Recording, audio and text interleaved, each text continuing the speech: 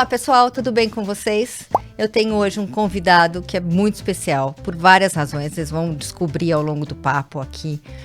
Mas para começar, para contar para vocês, é a TOTUS, que eu não sei se todo mundo sabe, mas é a maior empresa de tecnologia do Brasil, a maior empresa de software. Ela, na bolsa, vale mais do que 22 bilhões de reais e a receita dela no ano passado foi de 3,2. Quem está aqui com a gente hoje é o CEO da empresa, o Denis Herszkowicz, mas eu vou pedir para ele falar o sobrenome. Não fiquem tranquilos. E aí, ao longo da conversa, vocês vão descobrir por que a empresa é tão especial. Tudo bem, Denis? Tudo ótimo. Tudo jóia. É Denis o quê, Denis? É Denis Herszkowicz. Super difícil de falar. Aposto que eu não sou a única, né? Não, você não é, e eu tava contando, né, um pouquinho antes da gente entrar aqui, tem um episódio engraçado quando eu cheguei na TOTUS, lá no finalzinho de 2018, e o nosso marketing pediu para que eu gravasse um vídeo, né, então, contando um pouquinho da minha história, de onde eu vim e tudo mais. E aí eu peguei o celular, gravei um vídeo lá, uns 2 minutos, né, achei que o vídeo tinha ficado bom, e aí mandei pro marketing, e o marketing falou, não, ficou ótimo, maravilha. Aí chegou no dia seguinte, o pessoal me procurou de novo, olha, Denis, você precisaria gravar um outro vídeo, né? Eu falei, nossa, mas vocês falaram que ficou muito bom, né? Eu também achei que ficou bom. Não, não é isso, não. É que o pessoal tá, todo mundo questionando como é que fala, como é que pronuncia o teu sobrenome. Aí lá fui eu pegar o celular e tive que gravar, olha, pessoal, tô vindo aqui para esclarecer que o meu sobrenome é Herszkowicz. E resolveu. Eu fico curiosa com os filhos na escola, porque meu filho, por exemplo, vários amigos, ele identifica pelo sobrenome. Quando tem mais os amigos têm que aprender a falar. Então, na escola também todo mundo se chama pelos sobrenomes. Só que a diferença é que eles estudam numa escola judaica e todo mundo tem o sobrenome difícil. Então, os meus tá já todo estão mundo acostumados. Treinado. É mais ou menos por aí. Então, tá bom. Denis, em primeiro lugar, obrigada por você estar aqui, pelo teu tempo, por você ter vindo aqui até o estúdio falar com a gente. Acho que a TOTUS está num momento, além da história toda dela, ela está num momento super especial, né? Eu brinquei aqui, falei pro público que está assistindo a gente que é uma história muito especial, porque a TOTUS no ano que eu comecei a cobrir o mercado de capitais, que foi 2020, ela ainda chamava Microsiga, e ela foi a primeira empresa a ter um estatuto social adequado e no formato do novo mercado. Então, aquilo, ela já veio com uma cara de revolução, porque o novo mercado ali em 2020 era algo muito revolucionário para o mercado de capitais que a gente tinha naquele momento, que era uma tentativa de ir falando já em IPO, quer dizer, ela veio com um discurso muito moderno, muito atual. Então, é uma história que eu acompanho já há muitos anos. E aí, o momento da TOTUS é impressionante, que de 2000 e do fim de 2018 para cá, a empresa praticamente multiplicou por 4 seu valor de mercado em relação ao que está agora, né? A ação saiu de 8,50 aproximadamente para cerca de 36, que é o que está agora. E aí queria entender, queria que você contasse, dividisse com a gente um pouquinho como é que foi? Como é que foi o teu diagnóstico? Você chegou? O que você pensou em fazer? Por que o plano está funcionando tão bem? Legal. Olha, a história ela é uma história de superação, eu acho, né? É uma história também de paciência, que eu acho que foi muito importante, uma história de bom senso e uma história que envolve muita gente, né? Muitas vezes pode parecer, quando a gente pega ali o gráfico da ação, por exemplo, que bastou mudar uma pessoa e que isso foi suficiente para que a história fosse mudada. E isso não é a realidade, né? A TOTUS era uma empresa que já tinha uma tradição, já tinha uma cultura muito forte. É uma empresa que já vinha num trabalho de recuperação de qualidade, recuperação de relacionamento com vários stakeholders diferentes. Então tudo isso já estava acontecendo. Era uma empresa que tinha feito mudanças no management abaixo do nível do CEO, também importante. Então tinham novos vice-presidentes que já vinham de anos e anos e anos de companhia, mas eram novos nas suas posições, nas suas novas responsabilidades. Então quando eu cheguei, a companhia já estava num processo de melhoria e de evolução importante. Então, óbvio, existe o mérito de ter digamos assim, recebido esse presente e ter preservado esse presente, sem dúvida nenhuma que teve esse mérito. Mas já havia um trabalho muito bom, muito forte sendo feito. Agora, o que eu trouxe para a companhia, eu acho que o principal foi uma ambição nova, né?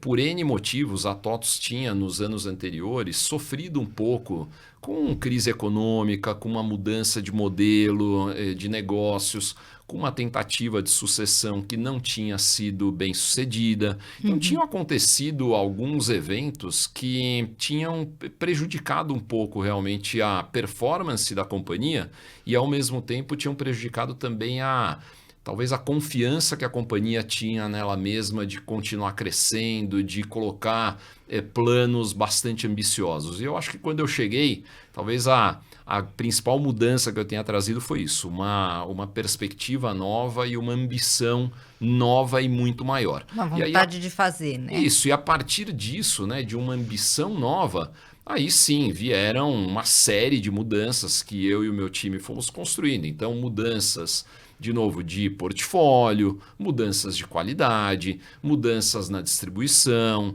mudanças de estratégia, mudança de formato de execução mesmo, de disciplina de execução. Tudo isso foi mudando ao longo do tempo, né, e se ajustando, mas acho que a essência foi essa de uma ambição nova que aí motivou a companhia a buscar algo diferente. A gente já vai falar disso, porque tem várias áreas que são novas na TOTVS, né? Assim, e é impressionante que, olhando, coloquei ali num gráfico, desde a abertura de capital para ver, né?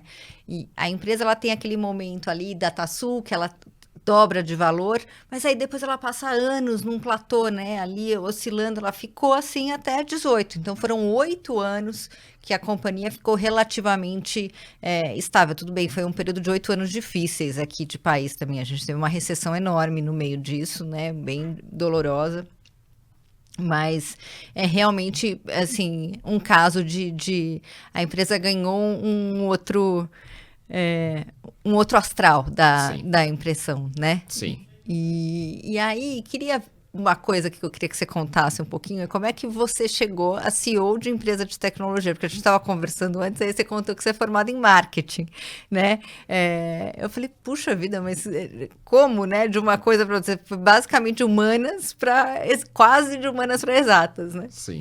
E a história ela é mais longa do que isso, né? A história, na verdade, ela começa no seguinte. Eu nunca gostei muito de estudar. Eu adoro ler, mas eu não gosto de aula, né? É uma coisa incrível. Eu não posso nem ficar falando muito isso, que minha mulher fica brava comigo, que os meus filhos, se ouvirem, eles vão dizer que eles são iguais a mim e não vão querer estudar também. Vai dar tudo certo no final. Eu espero que eles não vejam a entrevista. Mas o que acontece é o seguinte. Eu sempre, desde muito cedo, eu sempre quis ficar rico. E eu queria ficar rico rápido, né? Tinha isso, não era só ficar rico, tinha que ser rápido. Então, no começo eu fui buscando, tentando achar atalhos para eu conseguir chegar onde eu queria. Profissões que fossem bem remuneradas, né? Posições... Não, e aí, qual que foi a primeira ideia maluca que eu tive, né? Falei, bom, estou me formando em propaganda e marketing, mas onde que você, naquela época lá, começo dos anos 90, meio dos anos 90, onde você vai ganhar dinheiro rápido? Mercado financeiro. Né? O que eu fui tentar ser? Trader de bolsa e de derivativos. Até consegui fazer isso. Não, eu consegui fazer isso. Só que eu não dei sorte. Ou dei. Porque eu peguei crise da Ásia, crise da Rússia, do crise México, tudo. Todas. Todas essas você pode imaginar, eu peguei. Verdade. Então eu olhei para isso e falei, bom, não sei nem se eu vou ficar rico, mas morrer cedo eu vou. Não vai funcionar comigo. E aí eu resolvi sair. O que eu fui fazer? Voltei para minha área. Isso no final da década de 90. Lá em 98, eu fui virar trainee do que era a GC Lever na época, hoje Unilever. Era um programa de trainee super desejado. Me esforcei malucamente para conseguir passar e passei. Bom, eu estava há menos de um ano lá. O que acontece? A primeira onda de internet aparece.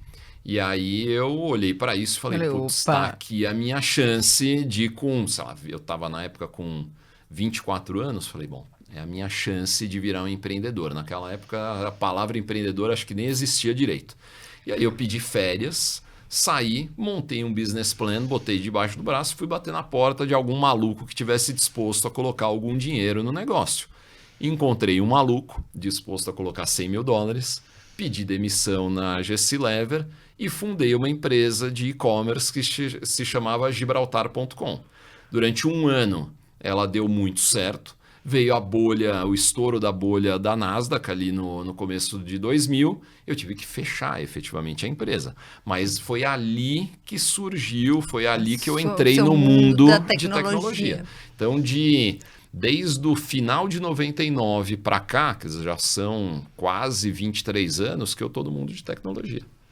Nossa, sensacional. Sensacional. E o que você mais gosta do mundo de tecnologia? Por que ele te fisgou? Porque não adianta também a gente só querer ficar rico. No longo prazo, para conviver com o trabalho, você precisa gostar, né? Não, eu amo tecnologia e eu acho que o que mais me atrai é a mudança mesmo, né? Ou seja, todo dia, sem exagero nenhum, todo dia tem algo diferente e você tem a capacidade de pensar 10, 15, 20 movimentos para frente, o tempo todo, né? Em tecnologia, na verdade, o limite acaba sendo você. É um mercado em transformação permanente, é um mercado onde a mudança é a essência, né? Em vários outros mercados, a resistência à mudança é muito grande. Em tecnologia, a mudança faz parte do teu DNA. Então, para mim, é um mercado absolutamente fascinante que eu amo. Muito bom, muito bom. Eu gosto, eu fui setorista de telecom.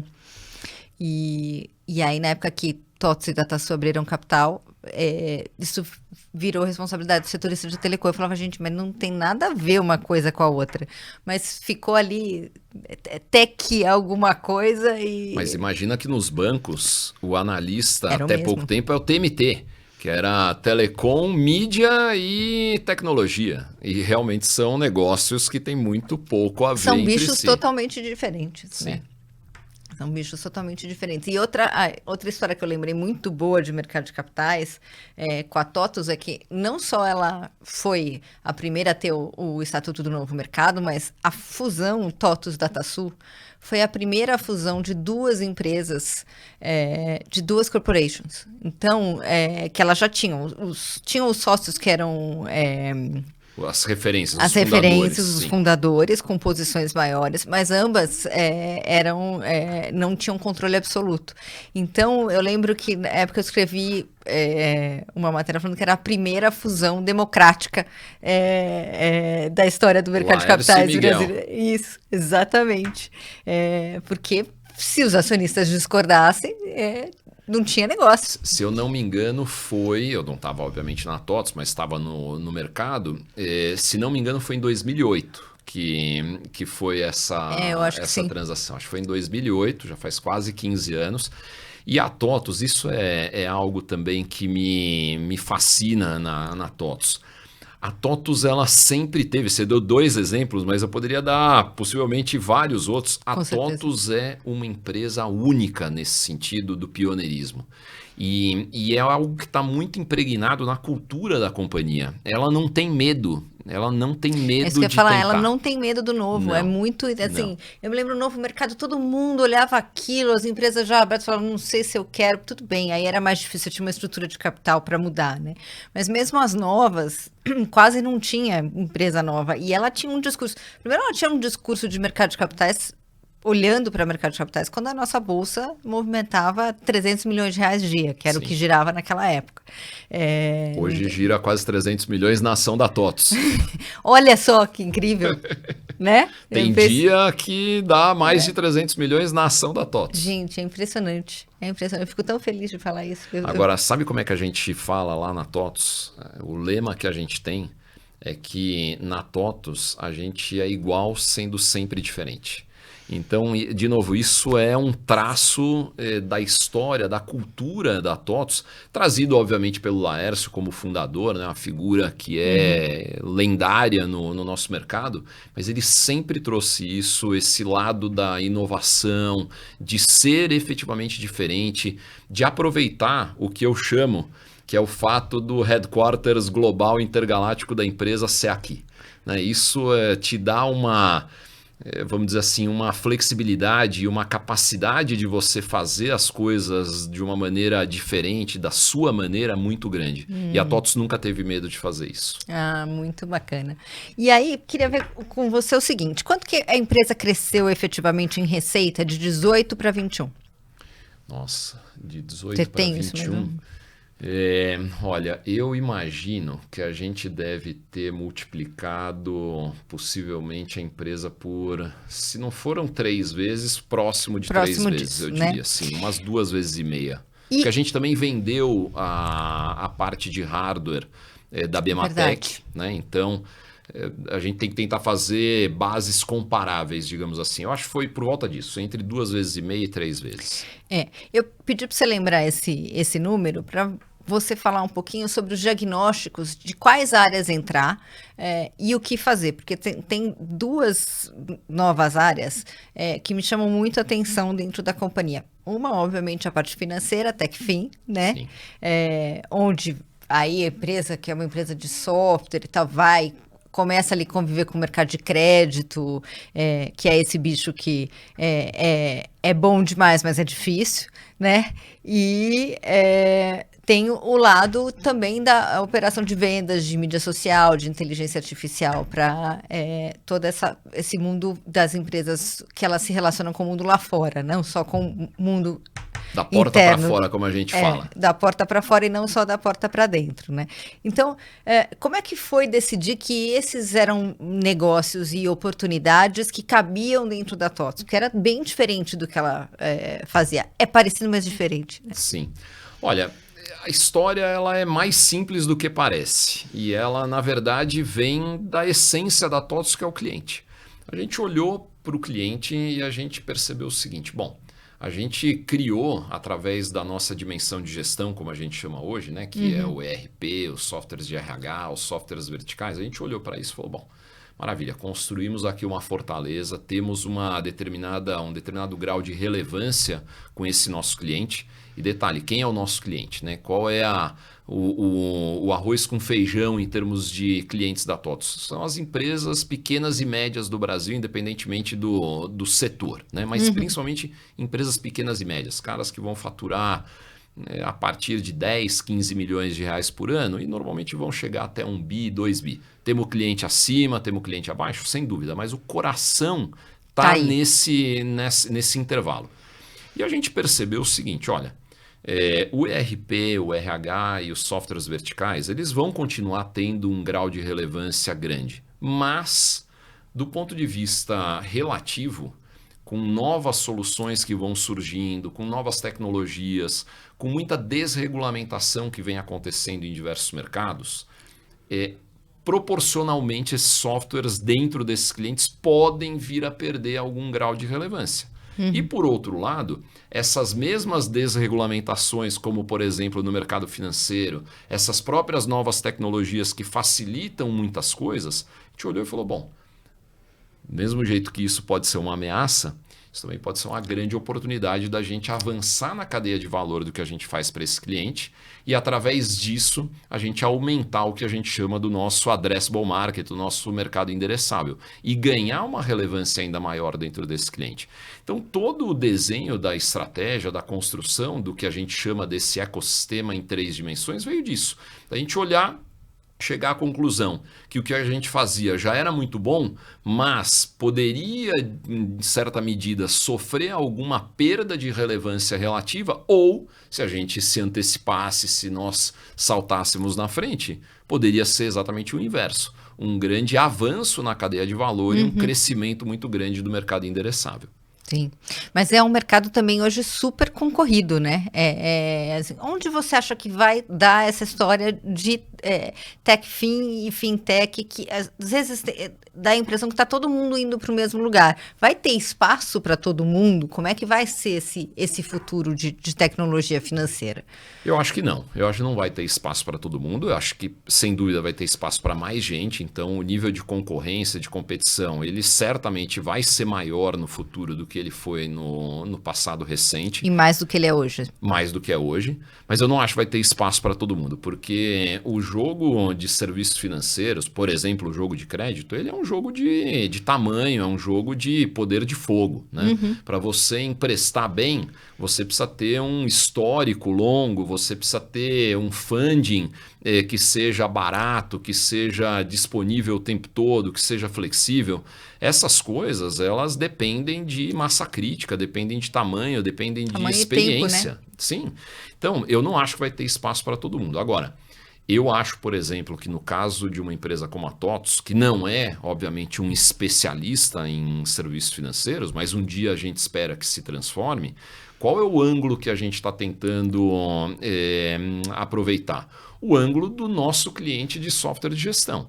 Então, eu não quero, por exemplo, dar crédito, eu não quero vender serviços financeiros para quem não é um cliente meu de ERP ou um cliente meu de RH. Primeiro porque eu conheço muito menos esse cliente e segundo porque os dois diferenciais competitivos principais que a gente está construindo, que são, de um lado, a jornada de contratação do serviço financeiro integrado dentro do software, eu só consigo fazer isso com uma Quem empresa já é o que é seu meu cliente, software. e o segundo diferencial é o uso em larga escala de Big Data. Big Data transacional, como a gente diz, o dado quente transacional do meu cliente, que eu só consigo ter acesso se eu tiver o cara como meu cliente no ERP. Então, os dois diferenciais competitivos vêm disso, o que significa que o ângulo que a gente está tentando explorar é o ângulo de um cross-sell, é a gente vender o serviço financeiro para quem já é o nosso cliente de software. Nem todo mundo nesse mercado está tendo esse tipo de ângulo. Tem muita gente que está indo para o que a gente chama do mar aberto, e aí realmente a concorrência com outras instituições que já tem um tamanho muito maior, já tem uma base de funding muito mais estabelecida, muito mais barata, não é tão simples assim, ainda mais num cenário como o atual, de custo de funding aumento alto, de juros inadimplência brutal, inadimplência cada vez maior. O próprio Banco Central, nesse momento, o Banco Central acho que foi muito habilidoso. Durante os últimos anos, ele conseguiu fazer uma mudança na regulação que flexibilizou muito as regras e permitiu o surgimento de muitas empresas. Mas conforme essas empresas foram ganhando corpo, ele está começando a mudar de novo a regulação e começando a colocar regras um pouco mais firmes, mesmo para empresas novas que já atingiram um porte razoável. Que elas começam a representar um risco sistêmico maior, né? Exatamente. No mercado financeiro, o risco sistêmico é algo que pode colocar a economia como um todo de joelhos. Então, não é como uma empresa de software, por exemplo, dar errado. Uma empresa de crédito, se ela adquirir um determinado porte, se ela, por acaso, der errado, isso tem um grau de implicação para a economia muito forte. Sim. Com certeza. E para a própria empresa que está fazendo isso, que, enfim, né? Quando você coloca crédito, quando não é uma empresa que faz crédito normalmente e coloca crédito no core business, e a gente está vendo diversas empresas fazerem isso. Vocês são um exemplo, como você falou, cada um explorando por um ângulo, né? Mas a gente vê hoje crédito no core business, entrando no negócio de software, então, da TOTVS, no negócio, junto com o negócio de maquininhas, junto com o negócio dentro do Mercado Livre, com o Mercado Pago, quer dizer, e aí você leva esse risco para outros negócios, né? Porque é a empresa toda, né? Como a gente brinca lá na TOTVS, brinca falando sério, logicamente, né? No crédito, a coisa mais fácil é crescer. É você dar dinheiro. Todo mundo, no limite, precisa de dinheiro. O difícil é você receber de volta. O difícil é cobrar, né? É isso aí. Impressionante. E dentro desse universo financeiro e dentro dessas divisões, né, do software, fala um pouquinho o que é interessante entender o que a nuvem fez com esse mercado, porque eu acho que a nuvem trouxe primeiro foi o computador para todo mundo, né? E acho que a nuvem é o segundo grande momento. E o que você está vendo isso gerar até de movimento econômico mesmo, né? Olha, basta a gente ver o que aconteceu na pandemia. Quer dizer, a gente consegue imaginar como é que seria a vida de cada um de nós, como é que seria a vida da economia, né, do Brasil, do mundo, se não houvesse a nuvem, seria algo absolutamente impossível. Então eu concordo 100% com você.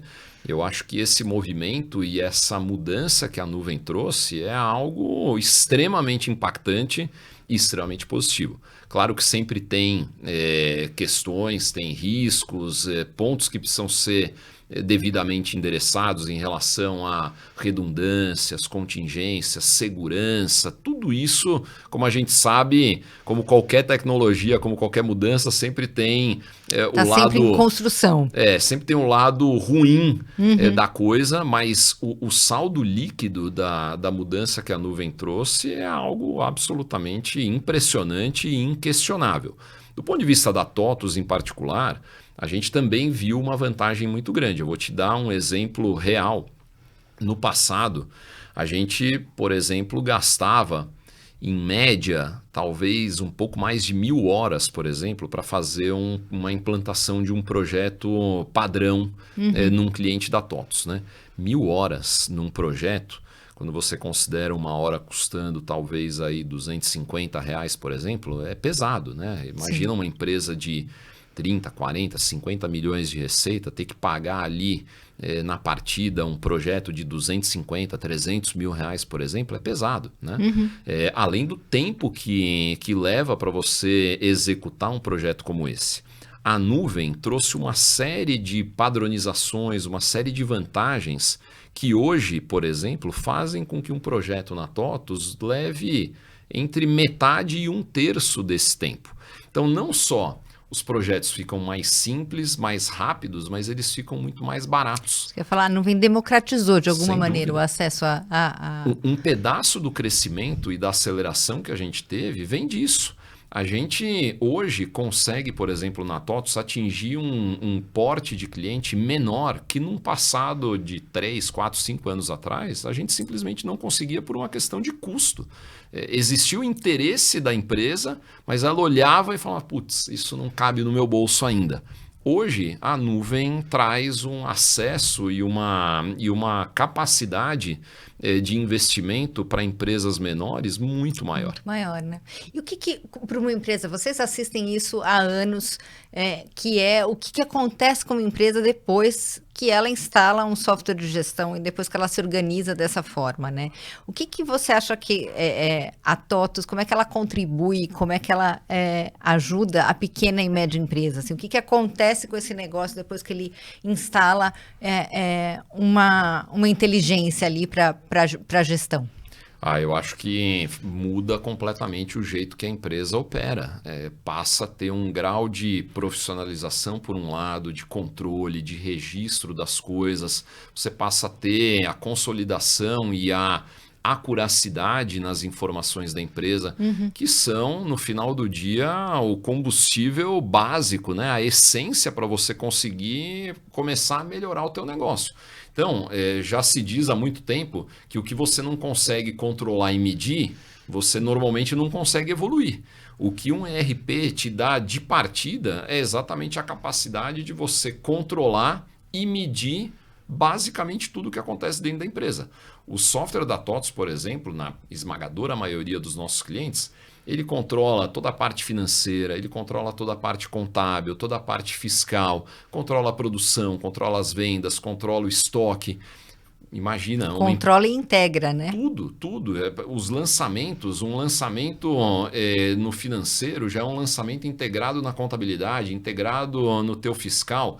Então, tudo isso passa a dar uma visibilidade, um controle, uma acuracidade que fazem com que a empresa tenha a capacidade de aprender muito mais rápido, aprender muito melhor, e isso traz naturalmente um ganho de produtividade, um ganho de eficiência impressionantes.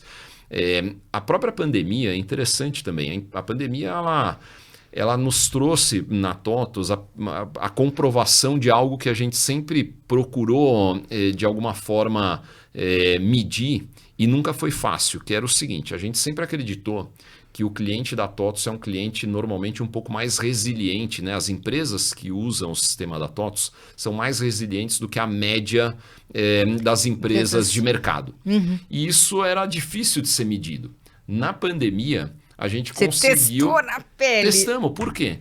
O nível de quebra de empresas na economia como um todo foi significativamente maior do que o índice de fechamento de empresas que eram clientes da TOTVS, independentemente do porte, independentemente do segmento.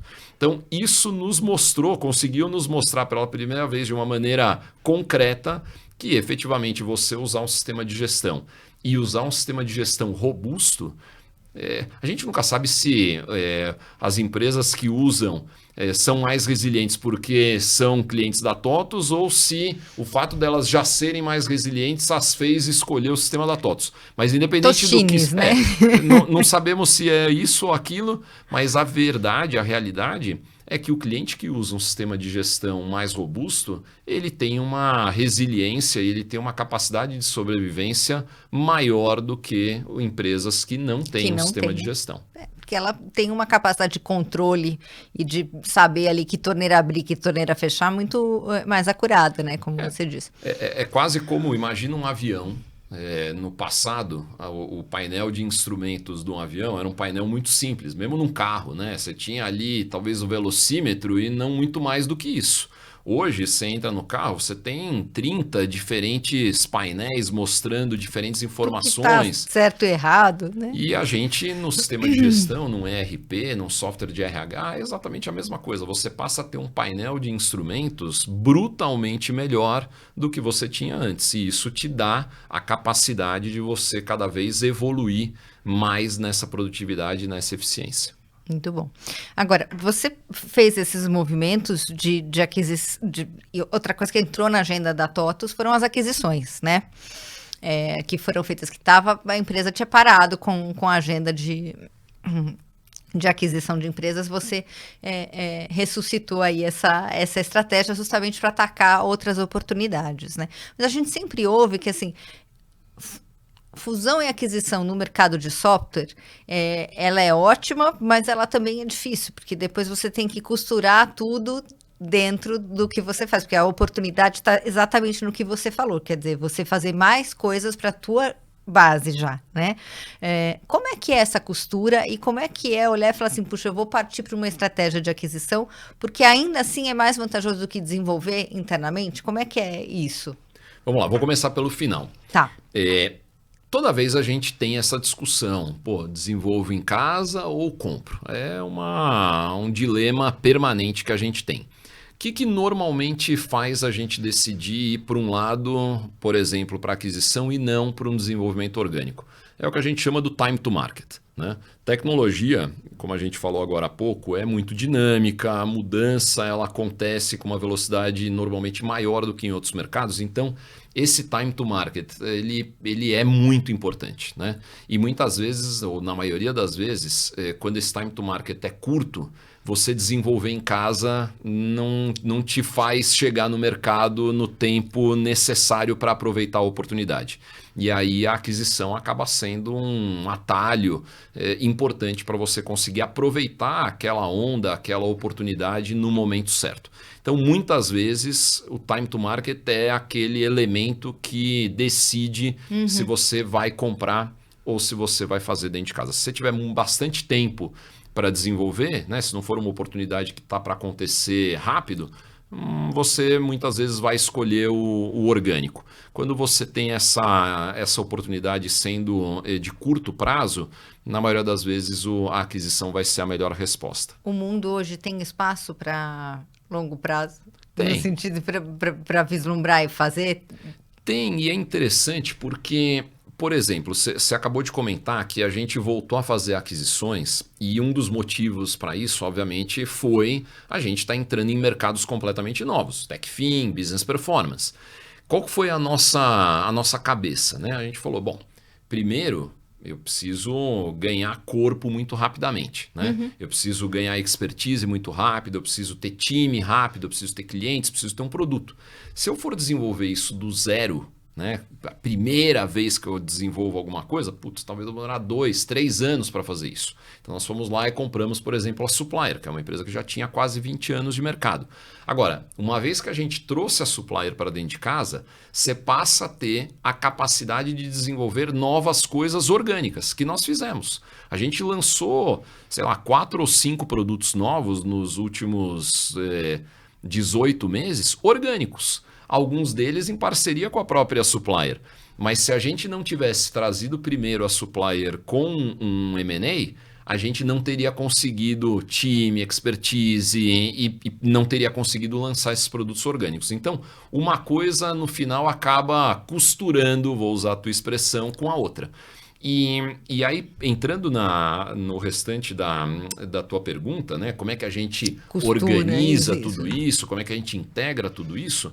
Acho que a primeira coisa é a gente ter a clareza de que nenhum M&A é igual, né? Todas as situações, todas as empresas que a gente compra são diferentes. Por mais parecidas que umas possam ser, sempre tem algum ou alguns elementos que são diferentes e você tem que ter a tranquilidade, você tem que ter, eu diria até mais do que tranquilidade, o bom senso de reconhecer isso e, portanto, não aplicar uma regra, uma receita de bolo. Né? Claro que existem determinadas coisas que vão ser mais padronizadas, então vou te dar um exemplo. O caixa de uma empresa que você acabou de comprar. Bom, essa vai ser uma das primeiras coisas que você vai tentar de alguma maneira integrar, porque você passa a ter uma responsabilidade muito maior e você não quer que um elemento como esse, por exemplo, fique solto. Não dá. Agora, quando você vai falar, por exemplo, de integrar produto, quando você vai falar de distribuição, quando você vai falar de cultura, são todos temas que você tem que, com calma, olhar o que você trouxe para dentro, respeitar aqueles elementos que são chave para aquela empresa e aquilo que não for essencial, você começa a fazer integração por lá. Eu vou te dar um exemplo prático. A RD Station, que nós compramos no ano passado, poxa, é uma empresa extremamente bem sucedida, com um trilho de crescimento super claro. Eu estava olhando, mais do que dobrou a parte CRM Sim. deles. Não, né? é impressionante, é uma empresa... De vocês, né, agora, não deles. É uma empresa fantástica. Qual que foi o grande cuidado? Não atrapalhar. Então, já faz praticamente 1 ano que nós anunciamos a aquisição e agora nós estamos começando a pisar no acelerador em conjunto, a 4 mãos, nunca nós ou eles. Vocês já se conhecendo muito melhor também, né? A 4 mãos nós vamos construir agora sinergias do ponto de vista de receita, sinergias do ponto de vista de cultura. Agora, demorou 1 ano para a gente poder acomodar, passar a tranquilidade para eles, para o ecossistema deles, de que as coisas seriam feitas na velocidade e no formato correto. Quando a gente olha, por exemplo, para a aquisição da Com5, que foi uma outra empresa que nós compramos no final de 2019, é outra história, foi outra dinâmica. É uma empresa muito parecida com o que a TOTVS, era uma empresa de software de gestão para supermercados. A TOTVS já tinha uma operação de software de gestão para supermercados. Muito rapidamente ficou claro para ambos os lados, para a TOTVS e para a Com5, que faria muito sentido o quê? Juntar rapidamente o que nós já tínhamos de software de supermercado com eles. Foi extremamente bem sucedido. Hoje, olhando 2 anos e pouquinho depois, a Com5 é um elemento praticamente indissolúvel do que é a TOTVS. Mas, mais uma vez, são histórias muito diferentes e você precisa ter esse bom senso e essa sensibilidade na hora de definir qual é o caminho, depois, exatamente, qual é o caminho de costura que você vai fazer. Entendi. E sabe que, enfim, falando aqui, eu já entreguei que a vida toda eu olhei para mercado de capitais, para empresas abertas, né? E mais recentemente, com essa profusão do venture capital, das startups, eu comecei a falar mais com esse universo também e acompanhar um pouco mais de perto. Impossível acompanhar tudo, porque a quantidade é impressionante. de criação, por várias razões, porque hoje, enfim, você precisa estar olhando para saber como o mundo está mudando, e outra coisa, porque também é impressionante o interesse que tem de todo mundo no tema, de quem dá o dinheiro, de quem quer criar um negócio, das empresas que querem saber que negócio que podem plugar com o delas. E uma coisa que eu ouço quando eu vou fazer matéria de startup de software, é que elas são muito segmentadas. Então, ele vai fazer software para restaurantes, por exemplo. E aí, ele fala assim, eu vou cuidar de tudo na vida desse sujeito, porque não é verdade que tem empresa que cuida de tudo na vida desse sujeito. Então, o cara fica com coisas separadas. E como é que é essa competição? E o que é cuidar de tudo? E como é que é lidar com essa competição de que cada hora surge um negócio? Olha, primeiro de tudo, é complexo o tema de concorrência, de competição, é um tema que mudou muito nos últimos anos. Eu me lembro, talvez há 4 ou 5 anos atrás, quando eu ia conversar com um investidor, por exemplo, e ele perguntava sobre competição, ele estava perguntando o seguinte, competição com um cara que vende exatamente o mesmo tipo de produto e que está disputando um cliente. Hoje, competição está rodando em várias dimensões diferentes. Além dessa tradicional, né, do cara que vende o mesmo produto que você para o mesmo tipo de cliente, você tem a concorrência por atenção do investidor e pelo dinheiro, pelo bolso do investidor. Você tem a competição por talento. Você tem a competição por M&A. Então, é uma loucura. É complexo, você tem uma quantidade hoje de alvos, né, que você tem que estar acompanhando e tudo mais, muito maior. Agora, também a gente vê que em muitas situações, essas empresas mais jovens, mais novas, como você bem falou, elas começam com um foco muito grande em um determinado tema, em uma determinada solução que elas entendem que um perfil de cliente precisa, mas elas têm um desafio muito grande quando elas precisam dar o passo seguinte. E normalmente elas vão precisar dar o passo seguinte. O passo seguinte é abrir o leque? Ampliar o escopo de atuação, porque é muito difícil, é muito raro, né? Tudo bem, você tem um Google que conseguiu fazer isso, mas você não tem 30, 50, 200 Googles, né? Normalmente as startups, elas encontram um nicho de mercado que por algum motivo ou não existia, ou existia, mas estava sendo mal atendido, estava sendo atendido de uma maneira ineficiente, uma tecnologia antiquada, o que quer que seja, mas normalmente o próprio nome diz, um nicho, ele é pequeno. Sim. Então, na medida que a empresa cresce rapidamente ela também chega na exaustão do que é aquele mercado. E para ela dar o passo seguinte, que é expandir esse mercado endereçável, isso já exige um grau de expertise e talvez uma experiência mesmo corporativa que a maior parte das startups não tem. Então, nós, por exemplo, nós mesmos, quando a gente analisa aquisições e a gente analisa várias startups, um elemento importante para nós e que define, por exemplo, se uma startup deveria valer mais ou deveria valer menos, é se ela já passou por uma primeira etapa de expansão do addressable market dela. A RD, por exemplo, já tinha passado por isso. Ela começou em um determinado mercado e através de M&A ela tinha feito uma expansão desse addressable market dela. Isso é algo extremamente difícil de ser feito. A TOTVS, obviamente, com quase 40 anos de mercado, já fez isso diversas vezes. Agora a gente está fazendo mais uma. Mas é um desafio corporativo muito grande para as startups.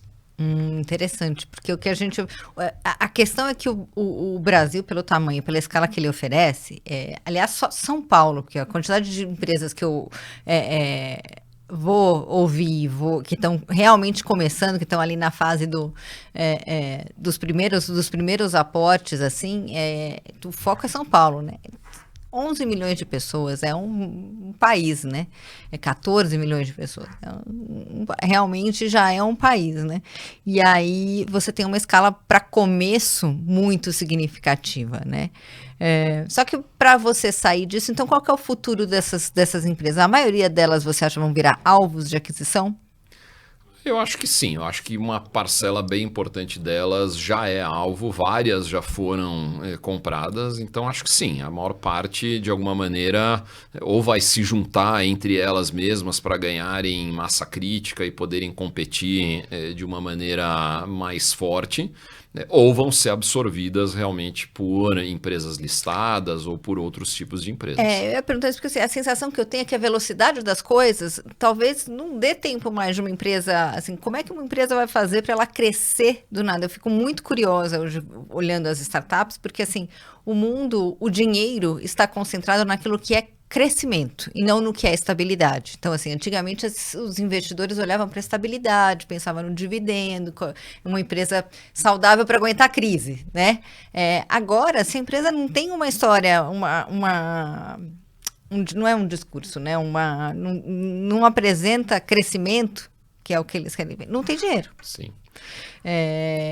Então, eu fico muito curiosa para saber como é que vai ser o futuro dessas empresas, exatamente isso que você falou, quando elas chegarem num determinado tamanho, o que vai ser disso? Porque o dinheiro vai secar, elas vão ter que se juntar, eu não sei, eu fico sempre com a sensação que vão sobrar poucas sendo engolidas. É engraçado, é interessante o que você está colocando, porque se você olhar essa última leva, por exemplo, de empresas que fizeram IPO, e foi muito legal porque entraram uma série de novas empresas, de novos segmentos, novos setores dentro da B3, isso, maravilhoso, mas você percebe um certo grau de sofrimento de muitas dessas empresas. E uma parte do sofrimento vem exatamente desse ponto que você está colocando, de uma expectativa que o mercado cria, de um crescimento sensacional, espetaculoso, eterno, né? Isso matematicamente é impossível, né? Já existe a lei dos grandes números há séculos, né? E isso gera uma pressão dentro dessas empresas que elas ainda têm, especialmente por serem muito jovens, elas têm muitas vezes pouca capacidade de conseguir administrar da maneira correta.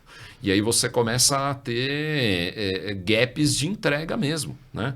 Você acaba tendo decepção gerada com o investidor.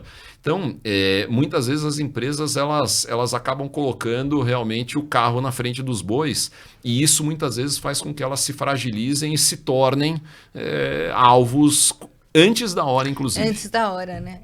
É difícil mesmo medir o timing, né? E outro dia eu estava escrevendo justamente sobre essas empresas que vieram, que foi algo super aclamado, né? Falando, finalmente as startups estão vindo para o mercado de capitais brasileiro, ele ficou acessível, mas era uma decisão muito difícil de tomar, por outro lado, né? Porque ali em 20, no meio da pandemia, também ninguém sabia ainda que o mercado de venture capital ia explodir. Eu tenho a sensação que a gente passou por um período que, assim, o cara não quer bolsa, ele quer ou agora, nesse momento, teve um momento que ele queria bolsa porque a taxa de juros está horrível. Agora ele quer, assim, ou a segurança do CDI, ou a velocidade do venture capital. Mas bolsa eu não quero muito, não. Então ele está ali dividido. Eu acho, enfim, adoro acompanhar essas dinâmicas, mas eu não sei aí o que vai ser no final do dia. Falando, filosofando aqui, me perdendo disso, eu fiquei pensando o seguinte: quando você chegou na TOTVS e olhou isso, essa ação que estava ali no seu platô há anos, você olhou e você já sabia que você precisava entregar uma história de crescimento? Que o que você precisava fazer era colocar a empresa numa rota de crescimento de novo? Não, eu não sentia que isso era uma obrigação. O que eu sentia quando eu cheguei eu preciso entender, conhecer a companhia, preciso ganhar o time, né? Eu tinha uma preocupação muito grande com isso. Eu estava vindo de uma empresa que, de certa maneira, tinha um certo grau de concorrência com a TOTVS, né? Então eu tinha uma preocupação grande. Eu estava substituindo o Laércio, fundador da companhia, CEO da companhia por mais de 30 anos, uma lenda do mercado. Então eu tinha uma preocupação enorme em ganhar o time, sabe? No futebol, eu amo futebol, o técnico chegar e ganhar o vestiário, como a gente brinca, né? Então essa era uma preocupação enorme. E a segunda era conhecer a companhia para aí sim, depois de conhecer um pouquinho mais a companhia, saber se era uma companhia onde a gente deveria dar 2 passos para trás e eventualmente considerar que ela já estava madura, né? E que não tem nenhum problema, mas o jeito de você administrar uma empresa madura é né? A história que você tem para contar, tanto dentro quanto fora, é uma. Ou se a TOTVS ainda tinha bastante lenha para queimar, como a gente também brinca, e se ela poderia se transformar de novo numa história forte de crescimento. E eu acho que nos primeiros meses foi ficando muito claro para mim que a companhia estava preparada, ainda tinha muita lenha para ser queimada e que a gente tinha sim a capacidade de construir uma nova história, um novo ciclo de crescimento. Então, não é que eu cheguei lá já sabendo disso ou sentindo a obrigação de construir isso, mas... Você chegou falando assim, essa empresa, o que falta nela é essa... Não foi assim. Eu genuinamente, e acho que esse foi um mérito que eu tive, eu cheguei com calma. Eu não cheguei, sabe? O mercado não reagiu com calma. O mercado não. Mas porque o mercado também já me conhecia. Eu estava já há muito tempo nesse negócio, então eu acho que eu já era uma cara que... Sim, a Lynx era aberta também. As pessoas já conheciam, então acho que isso trouxe uma tranquilidade importante e eu acho que se percebeu muito rapidamente que a TOTVS também, do ponto de vista de governança, estava preparada para fazer essa sucessão do Laércio. Isso também rapidamente ficou claro para o mercado, né, de que a transição estava sendo feita de uma maneira inteligente, de uma maneira transparente. Isso tudo já deu talvez um crédito para o management que a gente conseguiu usar a nosso favor. Muito bom. Agora, lembrei de outra coisa. Olhando teus números, teve o crescimento que veio dessas novidades, mas vocês tiveram um crescimento de core business também bem importante, né? De core business que eu chamo aquilo que sempre foi a TOTVS, de ERP. Você até fala da máquina de vendas da empresa na sua carta da administração, né? Sobre o balanço. O que tem promovido esse crescimento? Quer dizer, foi uma mudança dentro da empresa, a forma como ela aborda o mercado, ou esse movimento de nuvem que a gente estava falando e essa redução de custo abriu novos espaços no mercado? Da onde vem esse crescimento? Putz, é uma combinação de várias coisas. Então, tem, sem dúvida nenhuma, essa questão do cloud, da gente ter hoje um produto que tem o que a gente chama do total cost of ownership, né? Ou seja, o custo total para você conseguir ter a solução representado, seja pelo custo de implantação, seja pelo próprio custo de sustentação, de manutenção do produto, que caiu bastante, e isso abriu uma gama de clientes menores, novos para nós. Então esse é um elemento, mas não é o único. A gente tem, por exemplo, uma melhoria impressionante de qualidade dos produtos, né? E qualidade num ERP, num software de gestão, é algo extremamente importante. Vamos lembrar que o ERP é o software que controla toda a operação de uma empresa, né? Eu digo que a gente ficou muito preocupado com a pandemia, né? Se a pandemia iria parar a economia, não parou, graças a Deus. Mas se a TOTVS um dia parar, uma parcela importante da economia vai parar. Então a gente não pode parar. A qualidade, ela é essencial. E como a gente vende a maior parte das novas vendas para clientes da base, se o cliente não estiver satisfeito, se o NPS, o Net Promoter Score, não tiver num nível adequado, esse cliente não compra nada novo de mim. Ele primeiro quer que eu resolva o problema do que ele já tem lá para ele instalado. Não te trocar. Exatamente. E ele não quer saber de comprar alguma coisa nova. Então tem uma melhoria de qualidade, tem uma melhoria muito importante na nossa máquina de vendas, por exemplo, na relação com as franquias, que são uma peça importantíssima da nossa estrutura de distribuição. As franquias representam quase metade das nossas vendas. A gente, nos últimos vários anos, a gente fez uma recuperação nessa relação e uma uma sofisticação na gestão dessas franquias impressionante. O resultado delas, se você olhar o gráfico, é um resultado a 45 graus de inclinação. Houve um rejuvenescimento da marca da TOTVS também nesses últimos anos, né? A gente voltou a ser uma marca desejada pelas empresas, aspiracional.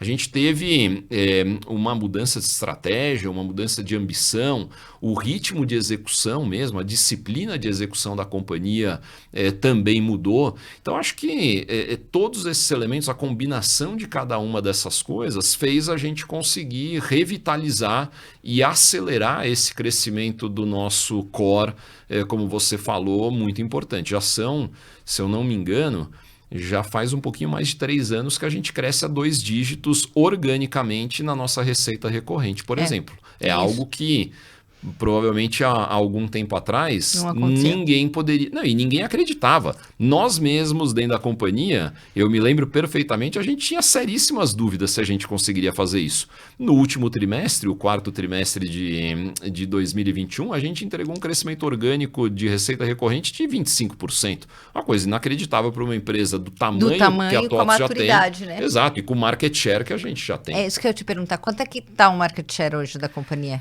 Então, hoje é o seguinte, a medição de market share no nosso mercado é uma medição que, infelizmente, não é tão precisa. Então, dependendo da forma que você recorta o mercado, a gente tem em torno de 50% de market share. Entendi. E tem muito mais mercado para se tornar endereçável? Tem muito mercado de fora ainda, nessa periferia que a gente estava falando, que a nuvem trouxe e tal. Tem muita coisa ainda, você acha, para ser inserida na economia digital, que eu digo, né, interno? Tem, e tem porque, na verdade, a gente sempre acha que existem 2 formas de você olhar penetração de mercado, né? Você tem uma mais tradicional, que é olhar a quantidade de empresas que usam um sistema de gestão. Por esse ângulo, sem dúvida, você já tem uma quantidade bastante grande de empresas. Boa parte delas já usa alguma coisa para fazer a gestão do seu negócio. Agora, tem uma segunda visão, que é quase como se fosse o consumo per capita, né? Uhum. E esse consumo per capita, no caso do software de gestão, a gente calcula da seguinte maneira. A gente pega o gasto que a empresa tem com o software de gestão dividida pela receita dele. E quando a gente compara empresas de portes similares no Brasil e, por exemplo, nos Estados Unidos, você percebe que as empresas brasileiras ainda gastam entre metade e 1/3 do que as empresas americanas gastam. Você pode perguntar, mas será que um dia uma empresa brasileira vai gastar exatamente o mesmo que uma empresa americana gasta? Possivelmente não. Mas basta ela continuar fechando um pouco esse gap para que o nosso mercado cresça na velocidade que está crescendo. E a gente tem visto exatamente isso.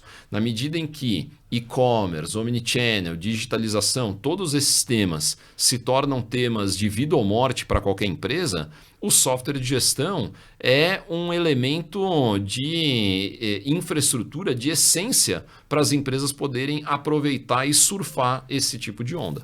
Então, você entrou num ponto que eu quero perguntar, que eu estou caminhando para o fim, embora tenha muito mais coisa para te perguntar, mas tem 2 assuntos que eu não queria deixar de te perguntar.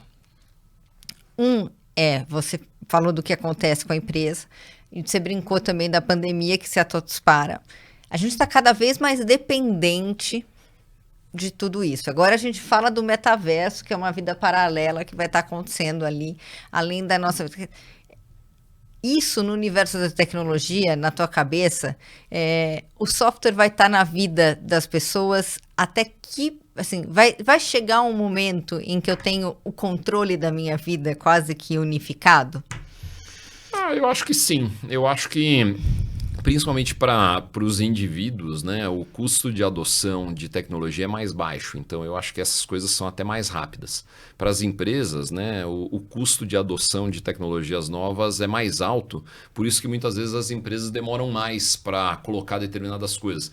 Eu sempre me lembro que, sei lá, uns 5, 6 anos atrás, eu olhava, por exemplo, tinha gráficos que mostravam que sei lá, 70%, por exemplo, das empresas brasileiras ainda usavam uma versão do Windows, né, sistema operacional, de 10 anos atrás. E aí você fala, puxa, mas como é que pode, né? A empresa já não tem mais suporte da Microsoft no produto e tudo mais, e a empresa continua usando.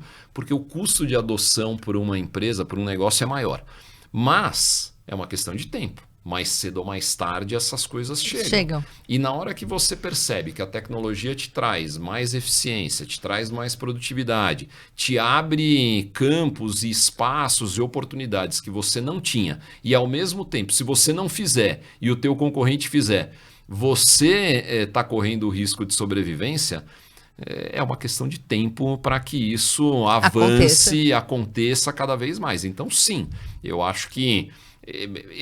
Vamos dizer assim, eu não acho que a gente vai viver o metaverso mais do que a gente vive, por exemplo, a nossa vida real. Eu não acredito nisso, né? Mas que a tecnologia e o software como parte dessa tecnologia vai ser um elemento cada vez mais presente, cada vez mais importante, cada vez mais crítico, seja na vida do indivíduo, seja na vida das empresas, eu não tenho dúvida nenhuma disso. É que eu fico curiosa e pensando se vai chegar o dia que a gente vai ter um RP da vida pessoal, sabe? Porque, no fundo, hoje, o que a nossa vida virou? Uma convivência com softwares, que são os aplicativos, só que uma experiência muito fragmentada, porque a gente tem coisa... Eu não aguento mais baixar o aplicativo no telefone, já tá... Vira, e outro dia alguém falou assim, mas você não usa? Eu falou, uso.